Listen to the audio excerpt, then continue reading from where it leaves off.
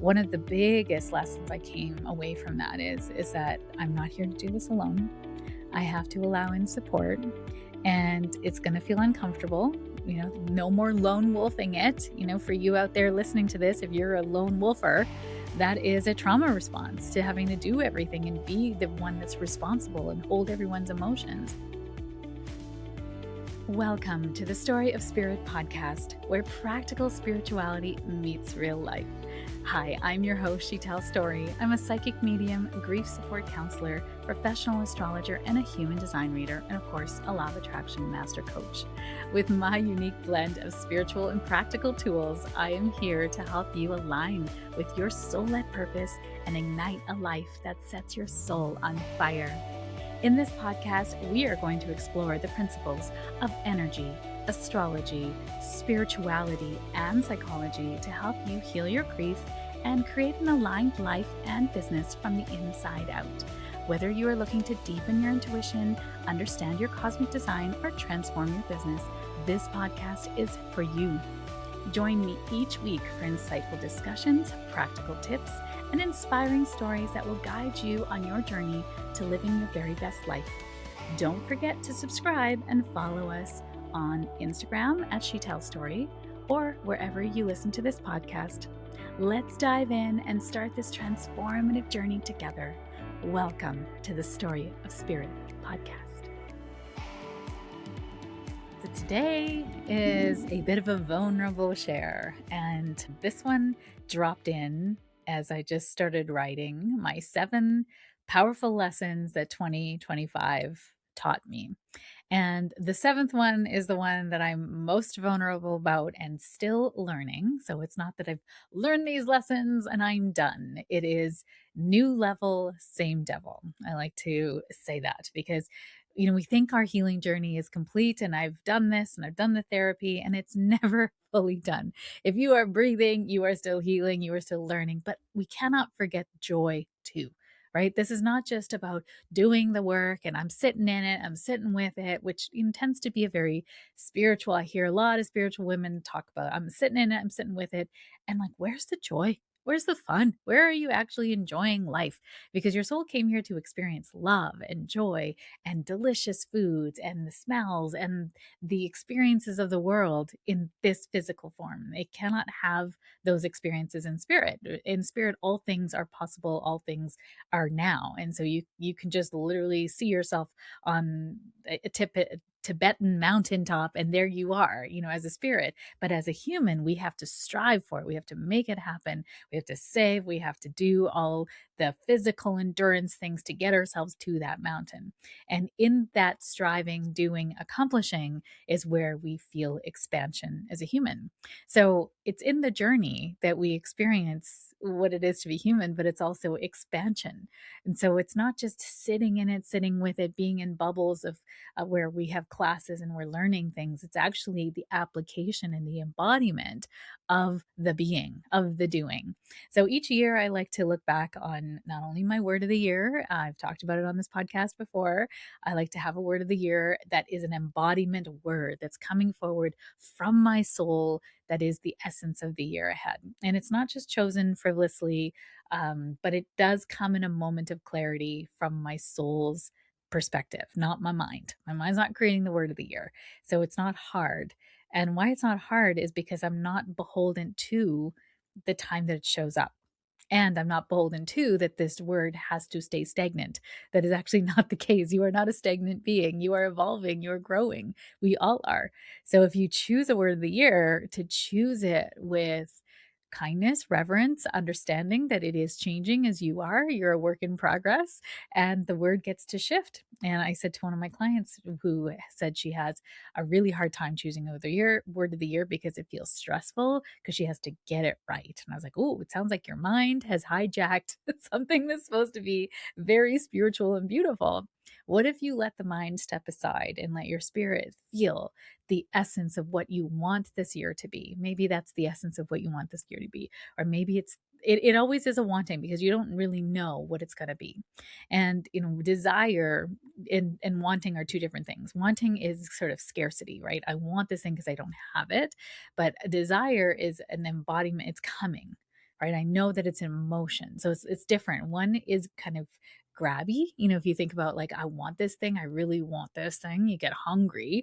And not a bad thing to have that, especially in business, but to not let it drive you, because you can just want and continue to want and want and want. And it's a never ending, pot of misery. So what if we could have a desire that we know is inevitably for us, and we let the desire, the embodied word, lead us to that desire? So my word of the year for 2025 was freedom, and your word always evolves. You're not the same person you were at the beginning of the year. So as I kind of sat and contemplated how that word has evolved, the word that came forth from truly my subconscious was liberation. So freedom at the beginning of the year created liberation at the end of the year. So if you have a word of the year, I encourage you to think about what that word of the year is. You might want to dig into your files. I keep a little notes file on every year of my business, specifically for business, and but also life, right? And I have a few questions in there. What was my revenue? New clients, returning clients, stages that I took, things that I'm going to be focusing on for the year. So last year it was sort of stages I was on, and then what joy did I create personally? What happened for me? And then, any notes that I might have for the month, any days that I traveled, and days off. So I wanted to create more white space, because freedom, right? I wanted to create more freedom in my life. So how could I track freedom? And I tracked freedom through days off. So days that I didn't do any work and truly didn't do work. So not just I took a holiday day and then did admin, that's not a holiday day. It's, where did I actually take a holiday where I didn't touch my computer? I didn't touch, anything that is really work related. I don't think social media is work related for me. I'm an extrovert. I love to connect with people. If you're on the podcast and you haven't found me on socials, please do so. I'm on Instagram at Sheetal Story.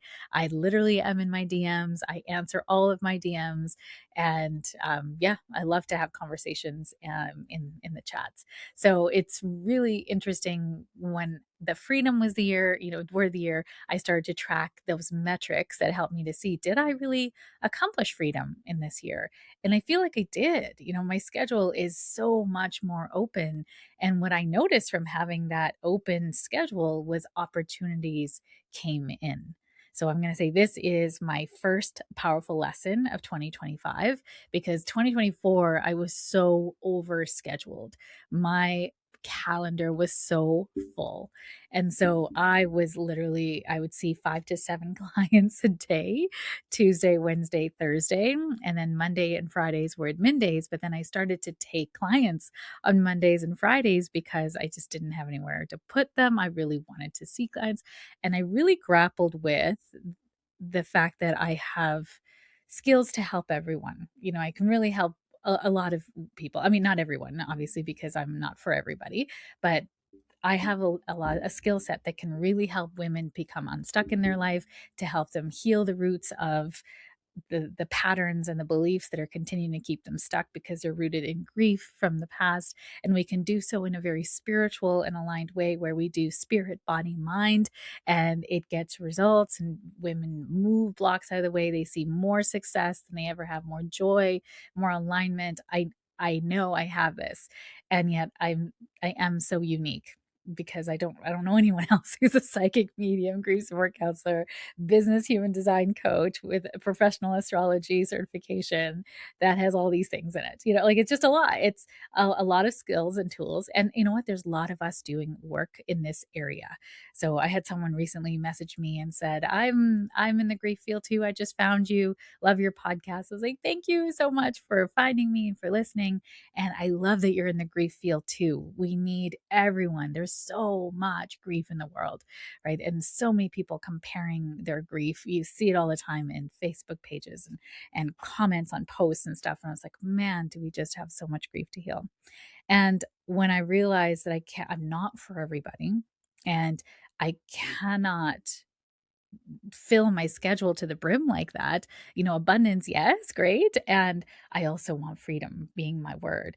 And the freedom being, then I need to open up my schedule and to have only specific days and boundaries. And Ooh, you all, like I'm a recovering people pleaser, so having those boundaries in my schedule and saying no to people that were not aligned was really, really difficult. And I also have a huge referral network. So I don't feel like I'm just letting people, hang out there. I'm like, here's someone that you can contact. Here are some people that I recommend. And ultimately, as I do that, people find their way. So it's not like they're not getting help, right? So that's going to lead to my second lesson. But my first lesson is I opened up my schedule and I had to have stronger boundaries around that, because every time I was weak with my boundaries and I took clients outside of that schedule, my scheduled ideal time slots, I could feel the resentment. And it's not the resentment in my beautiful clients. I never have resentment to them. It's the resentment to my past self for having leaky boundaries, for saying yes, for fitting people in. I burned that down at the end of 2024. Fit people in, because what happens is I fit people in at the expense of myself, is the full sentence.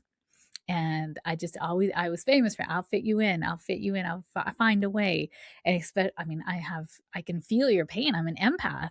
So, in terms of feeling that need for me and filling that need, I really had to be mindful of that. And when I created an opened up schedule, so then I started to, what really helped as well is my son, who's in high school, who I'm his ride after school. He had a weird schedule mix up with his calendar year and his schooling, and so that he actually had spares in the afternoon. He accelerated some of his classes in summer school and all that stuff. He's a brilliant kid, and he had two spares in the afternoon, so he would be done at lunch. So I had to pick him up at lunch, which meant then my day was actually cut even shorter, right? So I then started to maybe take one client after I'd pick him up from school, and then have the afternoon to run him around to appointments and all the things.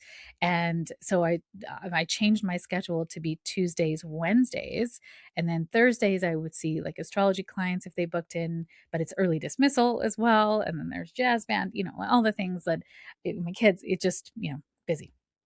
So that was really helpful. Like, I feel like the universe handed me a little help in terms of my kids having these crazy schedules to help me create boundaries around my time. And that was super helpful because as time went on, my oldest son started to have a lot of health problems. And we were in and out of doctor's appointments and emergency rooms. And it was a really, really rough year as a mother to children who had a lot of needs this year. And I could accommodate those needs very easily because my schedule was open.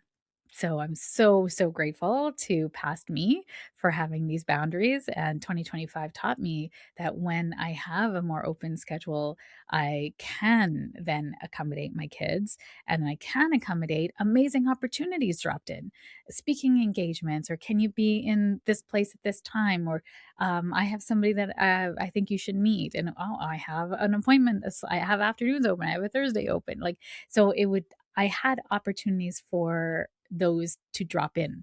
So I created space for opportunities, for success, for abundance. And as I also got more choosy with who my ideal clients were, we started to book through. I've always booked my grief clients, my grief counseling clients, and my coaching clients through discovery calls. And again, that I can fit you in or I can help you, my skill set became quite choosy in terms of I really love to help a certain type of woman who's going through a certain set of problems. And yes, I can help you in other areas of your life as well. But I think that, yes, I can do it. And I want you to raise your hand wherever you're listening right now. If you heard yourself, yes, I can do that. But actually, do you want to do that? Right? Is that actually where your joy is? Because I know you, if you're listening to this, you are multi passionate, multi skilled. You have all the things to help many, many people. And it's not, can you? Is, does this feel good in my heart? And I mean, I think it feels good to be in my heart of service. So that also doesn't quite filter it where I need it to be. It's more like, does this align with my future self? I think that's the key. Is this who I truly love to support and see grow in the world? And when I start to get really clear about my convictions, is that I want to help women who are coming here to be leaders in the world. And not only, I mean, I've also seen lots of women who are leaders in their family who are changing the generations of trauma, of the way that they deal with things. And they are also on my heart. So I can't say specifically it's this, cut and dry square that my clients fit into, but I think I know the alignment when I speak to them. And so everyone went through discovery calls this year, and many people got turned away, and if you're one of those people, I know you were meant to see someone else. And that's the key, is that this, again, scarcity mindset was taken over, that I'm here to help all these people. And I was like, no, which leads me to lesson number 2, which is to be supported, that I can let in support. I don't have to hold everything by myself. And as the healer community would tell you, this last year and the many years that's since COVID really started, but I mean, even before then, has been very disheartening and disillusioning. It's felt very hard and sad because there's so much anger, so much division in the world, so many people carrying so much that you almost sort of feel like this is insurmountable. Like, how do we bring together the world? Like, I truly want world peace, but we can't have it unless we have it within. And so, of course, I'm working on my own division within, right? The activist within, but also, how do we change a world that continues to fall back into old paradigms that are limiting women, that are subjugating women and other cultures and racist and, all the things. And we need everyone. And I'm not the only one doing this work, right? I mean, if you're listening, you're probably doing the work in your own corner of the world, right? With inclusivity, healing the division within you, of being a voice of love wherever you are in the world, too. And this has been my deepest invitation. And actually, this cracked open for me in February when I took a very deep personal development course. It was over 5 days, and they just follow your need as a group. And I was in a very large group. So I think there was like 29 of us. And it goes as long as it goes. Like, one night it went till 4 a.m. It was like, and my husband's like, what kind of group is this? I'm like, it's a personal development. I told you, I don't really know the timings of it. You just have to trust. You have my phone. You can see where I'm at.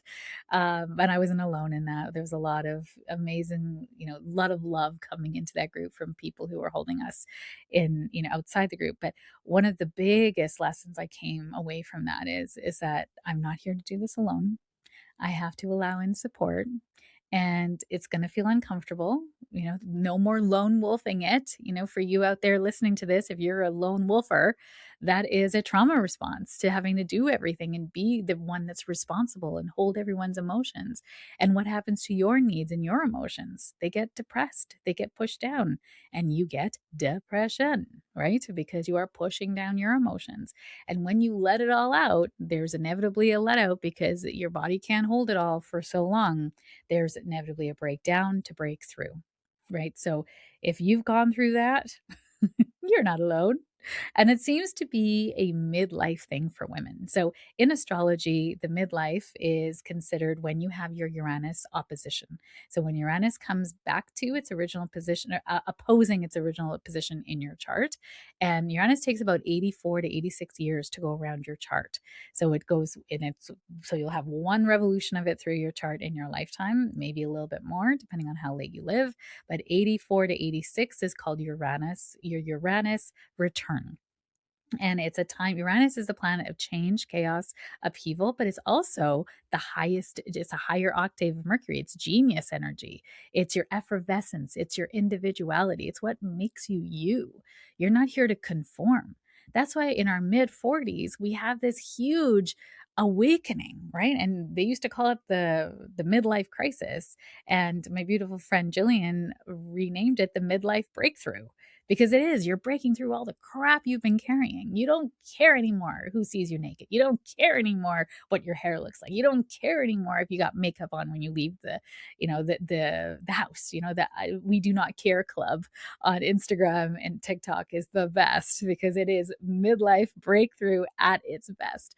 And I think as we have, a large segment of the population moving now into perimenopause and menopause, we are really seeing that we're not meant to do it alone. And all this research that's been done in the past has been done on men. Very little research was actually done on women, True story. One of the friends in my inner circle who's a medium did med lab research. So she is a psychic medium, and she also had helped many doctors and PhD students complete their dissertation and created huge amounts of research and data to change the world and change medicine. So she's a powerful woman who is behind the scenes, helping a lot of people.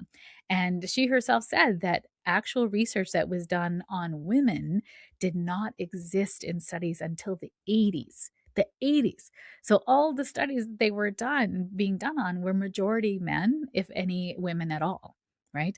And so now, because of this push about perimenopause and menopause, and this species, the human species, orcas and elephants, have women in the biology that grow older than men, so stay alive longer, and have a biological function that requires the species to have these women be around past childbearing years. That's powerful. Biology, nature has chosen women to stay around longer than men because we have a biological usefulness that is imperative to the functioning through the longevity of the species. And that is we share wisdom. We create safe spaces.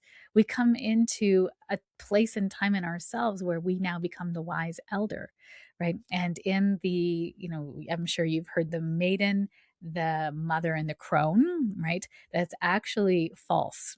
So all nature has 4 cycles. There's always 4 stages to the cycle. So if you think about spring, summer, fall, and winter, the moon phases has the new moon, the waxing moon, the full moon, and the waning moon. So there's 4 quarters to the moon as well. And so there's has to be 4 quarters to a woman's life, and we've been missing that.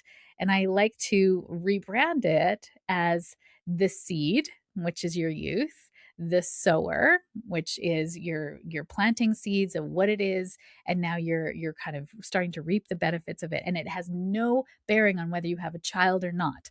So I'm throwing off the mother as the label for that. It's the sower. So you've got the seed, the sower, and then the sovereign, which is the woman between 35 and 50, and then the sage, which is after 50. And we can use those transits of the astrology to actually do that. So I'm going to do a cycles training, and we're going to go into that deeply next year or in 2026, depending on when you are listening to this. Could be the year that you're listening to it in. That I'm going to talk about those stages and how it overlaps with the astrology. And these cycles are natural. They are part of our cycles as nature, and we have not been taught how to embrace them.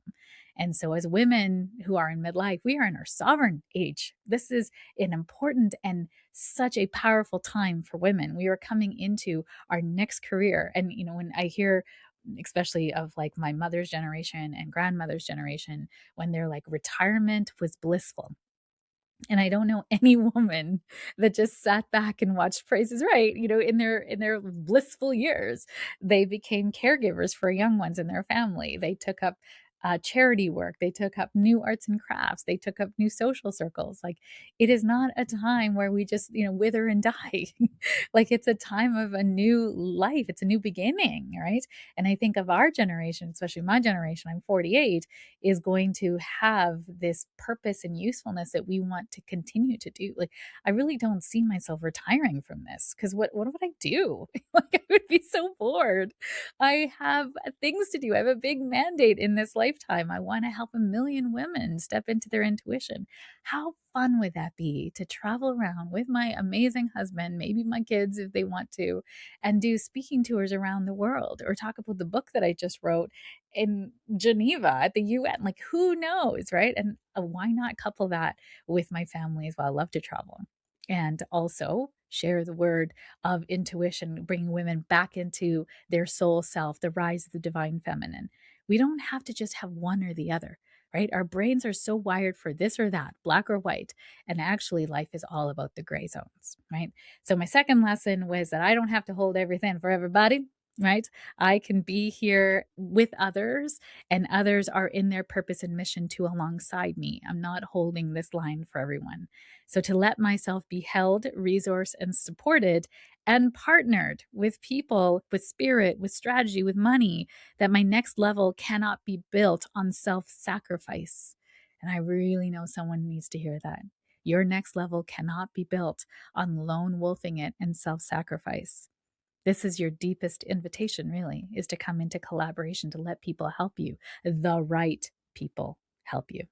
So collaborations are definitely one of my um, focuses for 2026. And when I collaborate with the right people, I get to help more and more people with it. And the right and aligned people just drop in to collaborate with. And so I'm excited. I'm excited to see where that goes for me.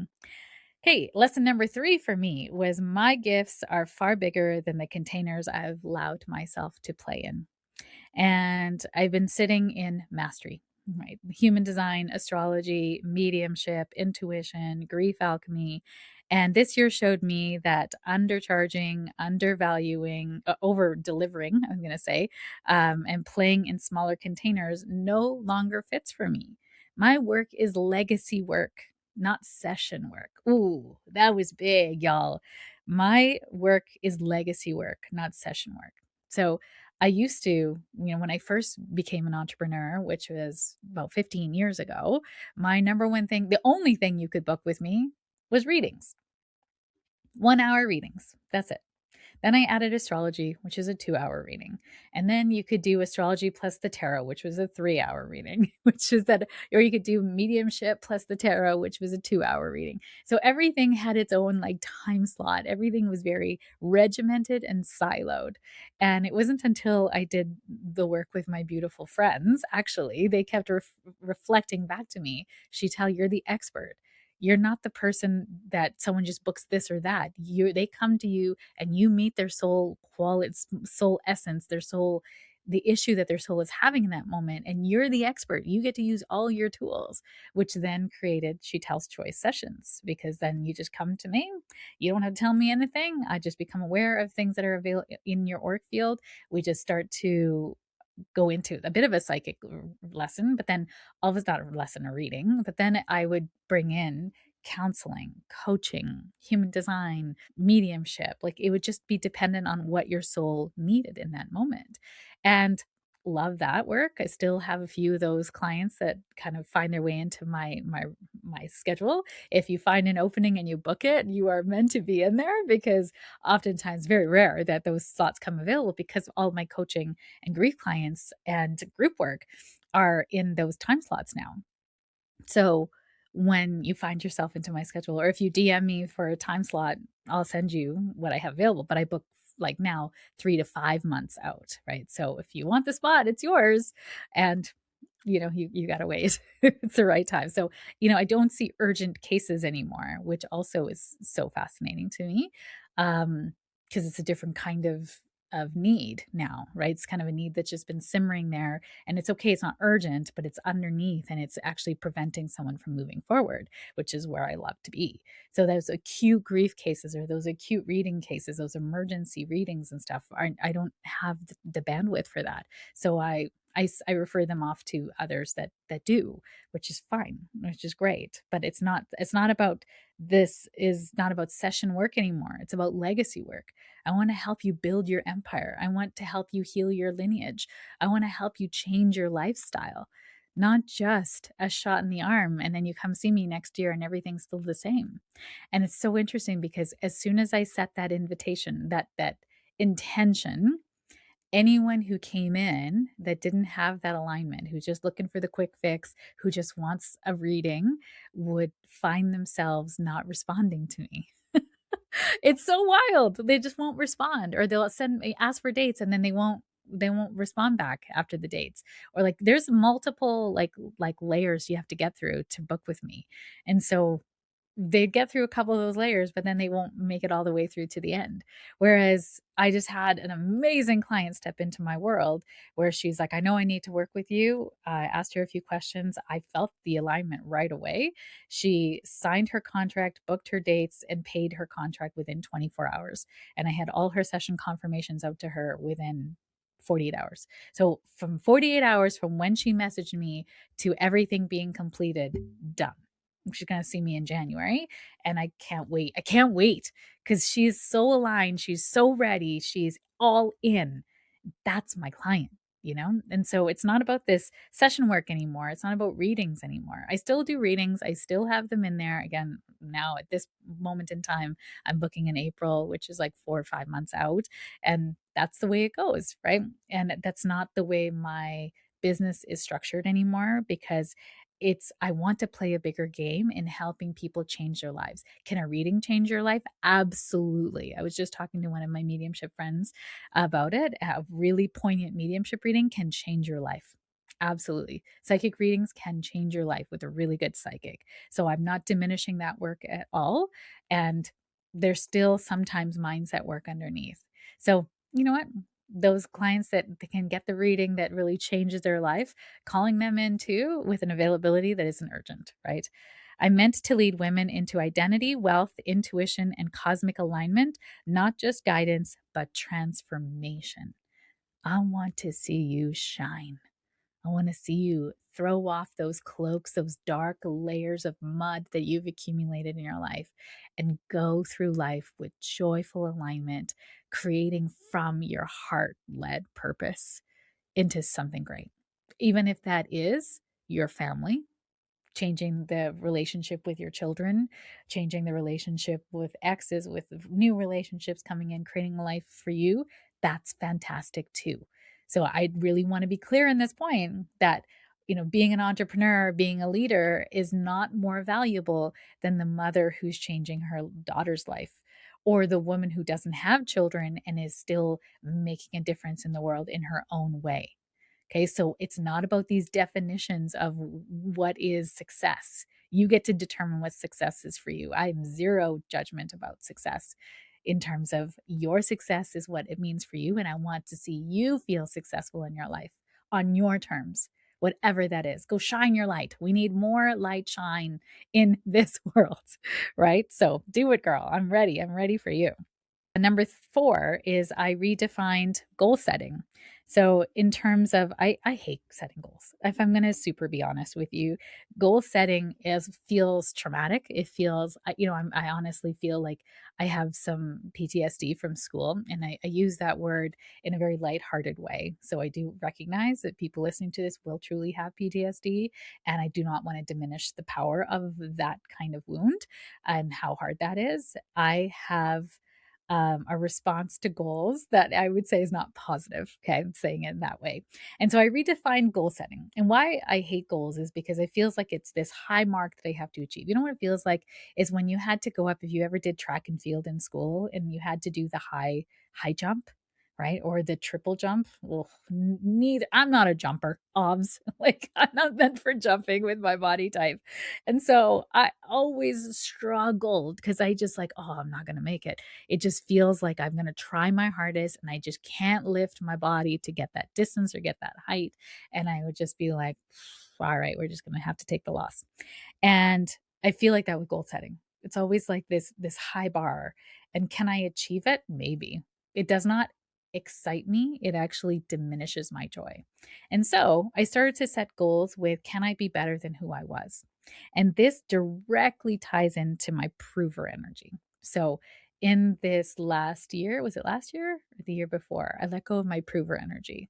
Prover energy, and I know I've talked about this on this podcast before, is about achievement.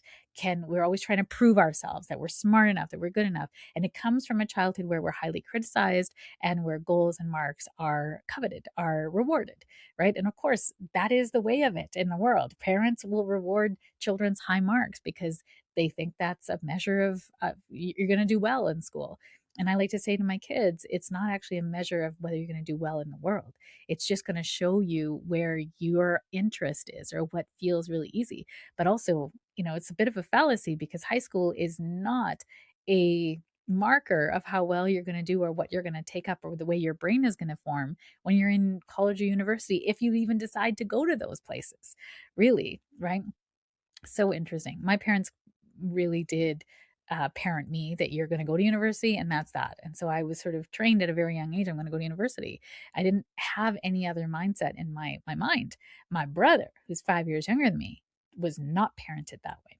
right? And he struggled in school. Brilliant guy, absolutely brilliant, but just could not apply himself because it was so boring. I see my oldest son in him, him and my oldest son, because it's the same thing. It's not applicable. Why am I learning sine, cosine, and tangent when I'm never going to use this? So I get it. I was like, you'll never use it again. And can you learn what you need to learn to get the marks that you need to get the marks that you get to then open up your opportunities down the road? Right? Could you just have that? But they can't. They don't see the connection to that. And I have to also then allow that that's not their path then. Right? The path that is for him is not going to require him to have a high mark in math. That's okay. That's okay. He's going to find his way. Right. One of my beautiful best friends didn't graduate. I just found out the last like 3 years that she didn't graduate high school, but she was able to get into college, get a college diploma, which then has propelled her into the highest echelons. Like she is a leader in the world of her business, where she is in corporate. And I don't think anyone knows that she didn't graduate high school, and nobody cares because she's so good at her job. Right. So it really, like, what does it even matter? These goals are really about, is it important to you? Right. So it's been so fascinating to watch my children go through this, as I have also, let go of my prover energy and went, you know what? The goals that are really important to me is about impact. It's about how many people I can impact. It's about being able to be debt free. It's being able to hit my goals and my dreams and make things happen, and create experiences for my family, so that when I step into spirit, they're going to be like, wow, that was a cool life. Wow, she did everything. Wow, we went on journeys, epic journeys with her, right? Like, I want that to be my legacy. So my goals have to reflect that. This year showed me exactly what happens when I override, actually, I would say last year did, override my body, my intuition, my boundaries, and it's in my schedule. So saying yes when it feels exciting, I needed to follow my authority and listen instead to that. So 50% of the world is emotional authority. That means you listening have a 1 in 2 chance of having an emotional authority. Emotional authority means that you're not making decisions based on your emotions. And I never understood this, because people would say, if it's not a hell yes, it's an F no. You ever heard that? Right? Everything is an F yes for me. I have a Sagittarius moon. I'm very excitable, right? I can feel your excitement. I'm an empath. So that's even worse, right? Like, if you're excited about it, I'm excited about it. I'm like, sign me up, right? And how much money did I spend on stuff that I really didn't need? I literally learned a very expensive lesson just at the tail end of this year as well. Not the tail end, but like within September, October. And I was like, did it again. Okay. Blessings to pass me, that got very excited about this thing because my old coach was really excited about it. A mentor that I had a number of years ago was really excited about this thing, and I signed up for it and I never used it. And I knew it. It was in the back of my head, but I was so excited because he was excited about it, and I signed up for it, and I was like, waste of money. Not really a waste of money, I guess an expensive lesson, you could say, right? Nothing's a waste of money because everything was invested in with a certain mindset intention behind it. And, the intention really was that I learned the lesson. Yes, I have. I don't want more stuff, in business. And oh, someone tried to sell me something recently, like, this is going to change your business. I'm like, do I have to learn it? Or can I hire somebody on your team to do it for me? And they're like, no, it's a series of videos. I was like, out. I don't want more videos. I can't. I have zero. I have enough replays to last me 300 years. I really don't need another replay. I want to do things live with you. So the process of realignment has to come back through this emotional authority now.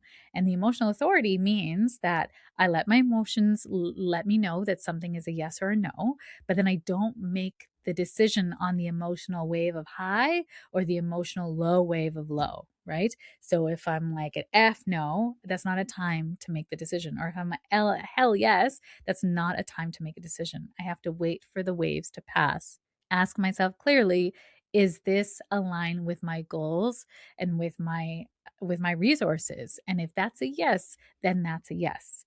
And it was so wild to see this actually play out in motion, because my coach, I knew I was going to sign up for her with her in 2026. I knew she was where I needed to go. And I love her expertise. She's been my coach for the last 5 years. And I've kind of like gone into outer echelons and inner echelons, sort of within those circles, within what she offers. And even just noticing how I feel about that, when I'm seeing her in people that she's very close containers with versus, the containers I might have chosen. And after her big event, I was like, okay, I think I'm supposed to sign up for the Cadillac of all the events, which is like, it was a speaker's mastermind, which speaking is one of my focuses for 2026. And so I was like, okay, I think that's where I have to go. But the investment felt very, very hard for me. And because those big payments sometimes can feel really heavy. And so I was really grappling, with, am I supposed to do this? Because I was on the emotional high outside and I know I'm not supposed to make a decision then. And one of my beautiful friends who knows human design very well, one of my besties, she's like, Sheetal, now is not the time to make this decision. I was like, you're fine, you're right. Because all of my friends was actually going into the next level down tier, which I love all those people. And I mean, truth be told, I love all the people that my coach pulls in, and because she's amazing too. And I wanted to sign up for the other. I want to sign up for all of them. Let's be honest, right? I was Sagittarius moon. I'm like, can I make it happen? And as I looked at the dates, this is always where the universe lets me know what's aligned for me. None of the dates worked. I'm booking into April, so like I don't want to reschedule 6 clients to try to make something work. That's not fair. My clients have booked into that time. They've organized their schedule too. No, only one time slot, only one thing worked out. And it was actually the lowest tier. And the lowest tier is still wonderful. Like every package is so action packed and full of opportunities. And this one has so many hours as well and also a wonderful sisterhood that comes with it too, that I was like, wow, that's really interesting. Not only is it the most affordable tier for me, but it's also the one where all the dates work out and I feel good in making the decision. And when I finally made a decision and let my coach know, she was so great. She supported all the things. It felt right. It was such an interesting way to make a decision that I had to just literally, I waited to the point where everything worked out and felt right. And then I said yes. And I've not done that before. Not in a big coaching container. I always sort of feel sometimes like I'm really excited and then I say yes and then I'm like, what did I do? The commitment after the fact as a Sagittarius moon, I don't think about that. Sagittarius is not about details. Virgo is about details, but my moon is my emotional matrix. And so I was making all these emotional decisions in my life and I'm no longer goal setting. I'm no longer making emotional decisions, emotional goals. I'm actually thinking about the goals that I really want in my lifetime, my legacy, that's going to show me where I've got to be. So energetic integrity is my North Star. And if it costs my nervous system, it's too expensive. And that means if I have these big payments coming out and they're stressing me out, then that's not okay. And I mean, yes, I can make more money. That was actually always my thing. I'll just make more money, right? But then I'm making more money to try to keep up with the things, and then I'm never getting out of debt. So ugh, we're throwing off those shackles. And instead, I'm goal setting with my feeling. I want to be better than I was yesterday. And so, what was our last launch numbers? I would love to beat those launch numbers, even if it's by one. Amazing. What if we could beat you by 100? Ooh, and start dreaming about what that would feel like, what that would look like. But it's about calling in the right person. That's not the numbers that really make the difference to me. Is did we actually make an impact? Were these the most aligned people that we could call in? Is everybody enjoying themselves, or did we have a few people that came in with victim? I don't attract victims, so you don't never have to worry about that. But I am it's different. Goal setting now is about the goals and the resources that I have and not about, I think, the emotion. Yes, that's got to be there too. I know this sounds kind of confusing, but really it's about the long term, right? I'm looking at the long term effects of this decision. How is it going to affect me, my energy, my money, my time blocking? Like all of these things, are they actually all in alignment for that? And if it's a no for one of them, it's a no for all of them, right? So interesting. If it costs me my nervous system, it's too expensive. All right, number 5 was I'm being pulled from practitioner to leader. I've been transitioning from helping to elevating, from one on one work to leading wealthy, intuitive, powerful women. And my lesson was I'm stepping into the CEO, not the coach, the oracle, not the helper, and the leader, not the laborer. I have to admit, I had a little help with ChatGPT on those ones because I was like, this is the feeling. I'm feeling like I'm going from this and the practitioner to the leader. And so then it gave me all these confidence, like, oh, I love these because that's exactly how I feel, that I'm moving from the practitioner to the leader. Yes, I have all the gifts. Yes, I can hold the space. Yes, I can help you learn the things, but we'll reach a million people in my lifetime with the bigger containers and in ways that I can still hold you if you need the support, but then the group also holds you because I'm not doing it alone, right? Number 2, like, I'm not here to do it by myself. Everybody's here helping too. We are all in community together because I'm a reciprocal person. I'm here for relationships, not transactions. So I'm only pulling in relational people, no more transactional relationships. Those are gone. And they don't really like me. So fantastic. They just leave my orbit, which is fantastic. That was number 5. Number 6, spirit never left me. I know that one you're going to be like, but you're a psychic medium. I'm like, oh no. I went through a crisis of faith over the last year. And I did a podcast about this earlier in the year.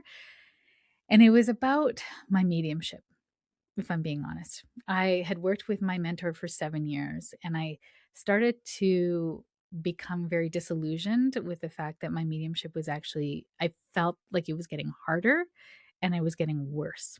And I'm again, that comparisonitis comes in the best of us, you're not alone. I just felt like, why am I not getting the names? Why is it not feeling easy? Why didn't I become aware of that? So then I started to fall into blame. Everything was happening to me. It's like, well, spirit's not helping me out. And my mentor is like, Sheetal, spirit is you're aware of everything in spirit's auric field.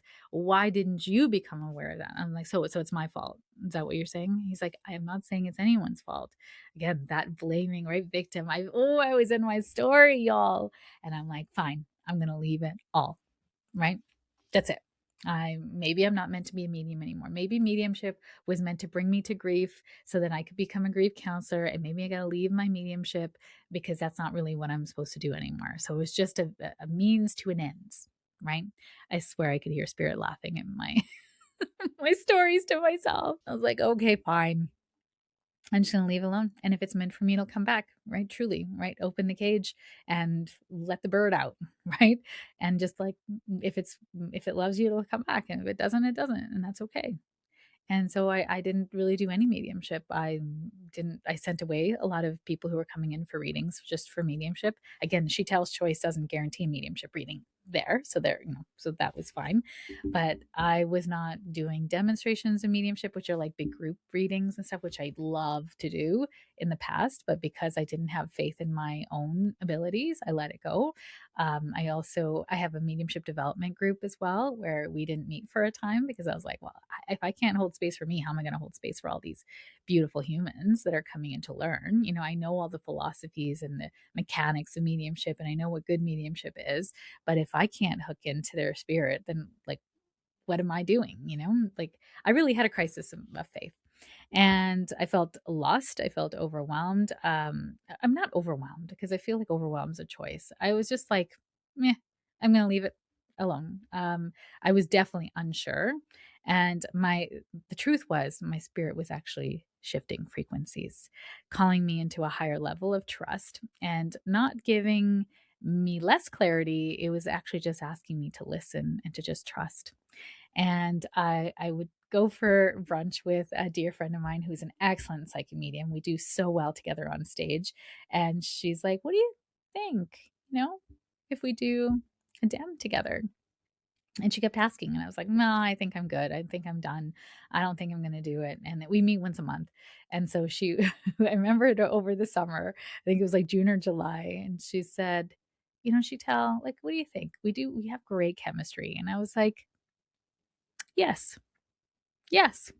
Let's see if spirit shows up, which is a very dangerous thing. If you're going to sell tickets and everyone's going to come and now you're going to stand up, in front of everybody and read spirit, and like, what if spirit never came? When I was like, you know what, this is going to be my foray into let's see what happens. I've given myself a good 8-month break where I wasn't doing anything with it. I really didn't have any expectations of spirit, of myself, and I just let it kind of happen. And we sold out 50 spots, sold out very quickly. Actually, we oversold because there was a few people that came to the door. And we said, let's just see how it goes. And if we like it, then we'll do 2 more by the end of the year. And, let's see how many spirits we can read for and give a lot of healing and love by the end of the year. So it was very always service driven, always. And it went amazing. We had so much fun. Spirit showed up in the most amazing ways. And I really heard the lesson beforehand that I'm going to do it my way. I'm not doing it any other people's way. I'm not doing it the way my mentor said I should, or that I need to have all these rules and regulations around my mediumship, that I can just let it be the natural experience that I'm experiencing of spirit, and let's see what comes forth. And it was like a dam bursting. We gave so many messages. I had a lot of nudges ahead of time too, to like buy some flowers, and this was amazing. I had this nudge to buy, it had to be a dozen white roses, had to be white roses. And I didn't have time because life was super busy to go buy the roses ahead of time. So my husband's like, I really want you to have a nap because when I have a nap, I'm much happier. So he's like, go have a nap. I'll go buy the roses for you. You take it easy. And then tomorrow morning, you'll be ready to go for the mediumship. And I was like, thank you so much. I love you. It's honestly, I have the best husband ever. And he came back and I said, what's the receipt? Because I have to put it through the expenses for the event. And it was like $50 or something like that. Like it was expensive, $50, $60, something like that for a dozen white roses. Like, what? I thought it was going to be like $30, $35 at most. And I'm like, I have to be responsible with this money. It's not just mine. Like it's also my colleagues' money too. If I had gone, I would not have bought them. I know that, right? But my husband's like, "You said white roses, so I bought them. You didn't tell me how much." I was like, "Fair enough." He's an instructions guy. He's gonna do what you tell him, and that's it. Like no other thoughts about it. So ended up, whatever. We got the roses now, and they were sitting there. And my colleague looked at me, and she's like, "We haven't given out the roses." And I said, "Maybe we're supposed to give them out to like moms," because I felt like there was a mom coming forward, and I said, they said, how many people in the audience? Because we only had 12. I said, how many people in the audience have moms that are in spirit? And, I think like 16 people put up their hand. And I was like, oh, that's too many. We're not going to have enough roses for everybody. And my colleague's like, just ask the question, Sheetal. Like, why are you trying to make it fit? And I was like, okay. I said, would anyone understand a connection to their parents in spirit? And they both parents are in spirit, and white roses. And one lady put up her hand in the corner. And she said, I asked my mom and dad to bring me roses today, and they had to be white if this was real. And she started crying. And I was like, oh my gosh, I'm like wild. And then we could just feel her parents come in, but we were at the end of it. So we just kind of, I think there was an impromptu reading afterwards that one of us gave her. And the other thing that was really cool is she said, if this was real, and they were there because she was really going through a very rough time in life, and she was going to give up on spirit and give up on her own spirit, if I'm going to be honest. And she said to spirit, if her parents, like, if you are here and this is real, send me white roses. And for extra measure, make sure that maybe there's some butterflies. I'll take butterflies. On the wrapping paper was butterflies. Like, you can't make that stuff up. Her life was changed that day because I said yes. It's wild, this work. Like, your ability to say yes to your gifts, your stepping into higher levels of service changes the world, changes people's lives. It could save a life. I'm convinced we save a life that day. We did, because I listened, because my husband listened to me, right? It was about upgrading my intuition. I needed a little break from it so that I could hear it. And then I ran the mediumship development circle, and my God, these ladies have stepped into their gifts. They are so good. They were supporting each other. They were reflecting things back to each other that the other couldn't see. Like, it was like we all got an upgrade. It was unreal. Like, it really blew my mind. So, spirits never left me. It was always here. I just had to be patient with myself and just give it some space. Sometimes we just need to have some space, that we're always not in the healing and the doing and doing and doing. Just put it down. Go live life, have some fun, and come back to it later. It's not going to leave you. It's your gift. So silly now that I talk about it, right? Of course, it's my gift. It's never going to leave me. That's ridiculous. And then the last one, my last lesson was that, well, it was kind of twofold. My next level breakthrough is coming from what I've been avoiding. And I mean, that's something I've always known. I talk about it. What am I avoiding? Right? What am I avoiding? And my avoidance has been two things. So this is where we're getting a little vulnerable here. A lot of vulnerable, let's be honest. On my vision board for the last 5 years have been two things, two topics. One is to get out of debt. I have a sizable amount of debt. I've done a lot of investing in myself and my education through debt. And, neither right nor wrong. I used to hate my debt, and now I thank my debt because it gave me things that I would never have had before. And in that, though, we have always kept up our payments. We always keep true on our promises. My integrity is my word, and I live it. And so I want to be done with it. I really want to be done with it. So in order to do that, I need to go back to being supported. So I've got to hire somebody, which is in the works for 2026. And the other part was my body and weight. Right. I had a doctor's visit in September. I go every year on my birthday as a present to myself to get an annual checkup. And my doctor's like, you've now crossed into the obese BMI. And she said, every year you're gaining 5 pounds. And my chiropractor, bless her heart, she's like, well, that's normal for women. We gain 5 pounds every year. And I was like, yes. And by the time I'm 60, I'll be dead. Like I want to live. I want to see my grandkids.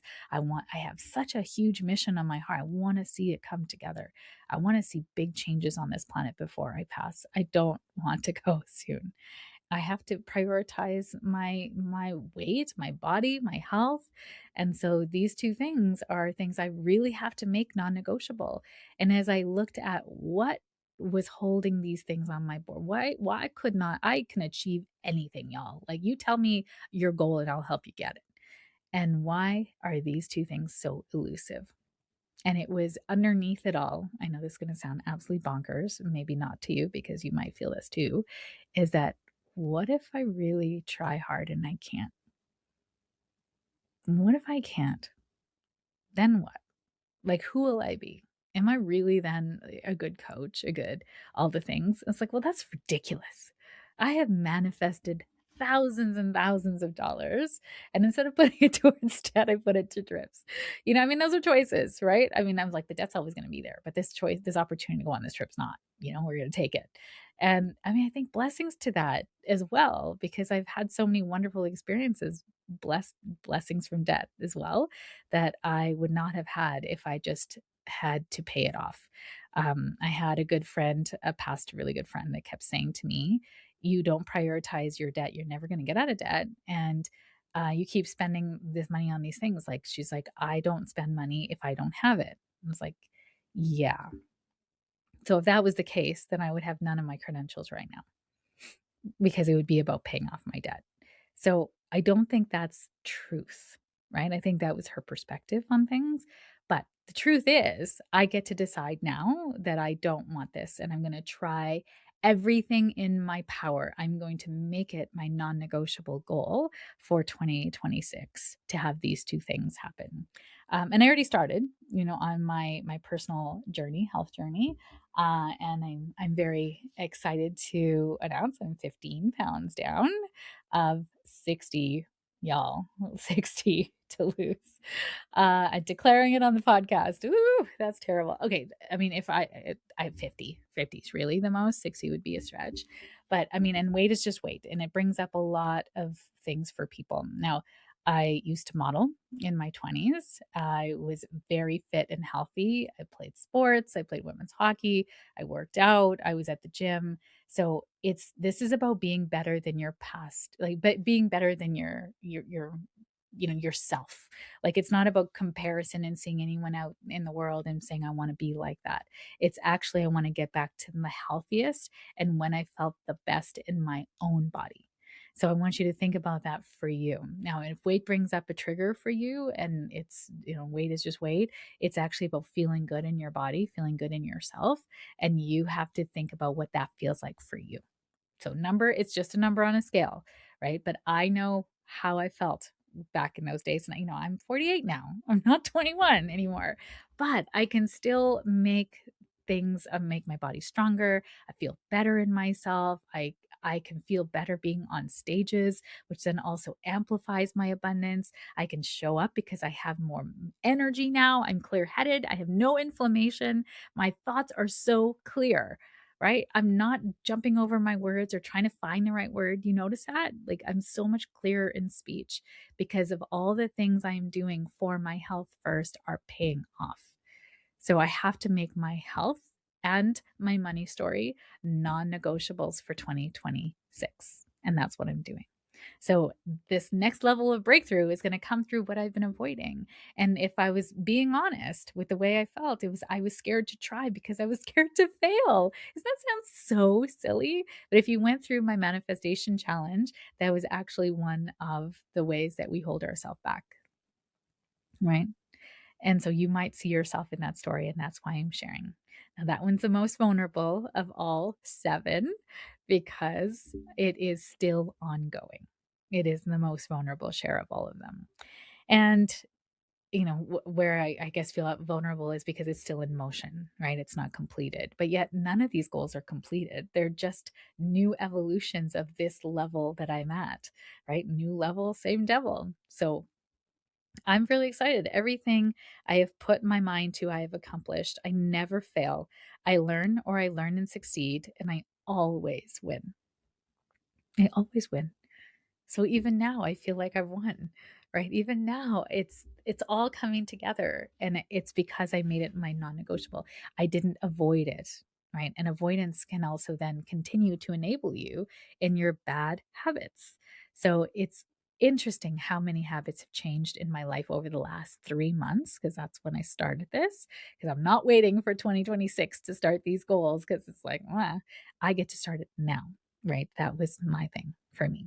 So this year taught me that my next level requires less strain, more spirit, higher standards, deeper self-trust, and stepping fully into the woman who is already running the business, the income level, the impact over 1 million women on this planet. It's already in motion for me. The next year will require me to step even further into my edge and heal the fear of not succeeding. I already am unleashed, which is my word of 2026, unleashed. So, maximum effort. I'm here for more joy, more abundance, more fulfillment to help more women exactly like you step into their intuition, listen to that inner compass, manifest the life of their dreams, and make the money, success, joy in their life and create legacy that means the world to you and your people. I'm here to see all of that happen. I know it's a lot, right? It's a lot, but I feel like it can happen. And if I don't try maximum effort, I'll never know if I can do it. So I got to try. I mean, at the very least, I take my last breath and I'm like, all right, next life, we'll try again.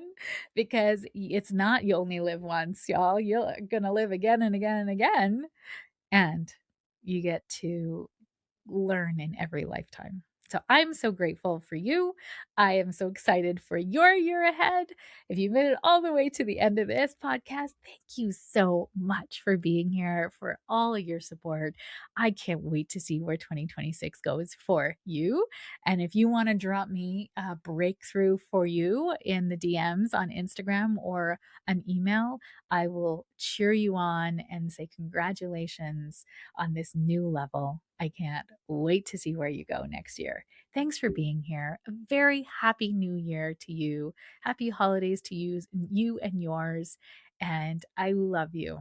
From my soul to yours, I love you. And I will see you next year.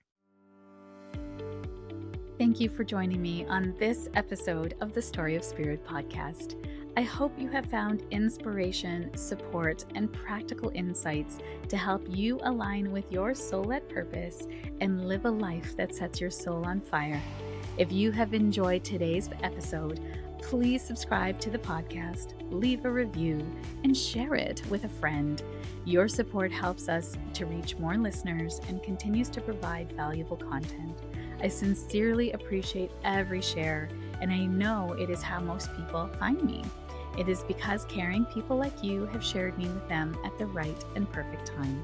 For more resources, insights, and to connect with our community, please visit us at www.sheetalstory.com and follow us on Instagram at sheetalstory. Remember, your journey to a more aligned and vibrant life is just the beginning, and I am here to support you every step of the way. Until next time, stay aligned, stay inspired, and keep shining your beautiful light. This is Sheetal Story, signing off from the Story of Spirit podcast. Here's the legal ease that's required by our lawyers. This podcast and the YouTube channel represents the opinions of Sheetal Story and her guests to the show. The content should not be taken as medical, psychological, or financial advice. This series is informational and entertainment purposes only.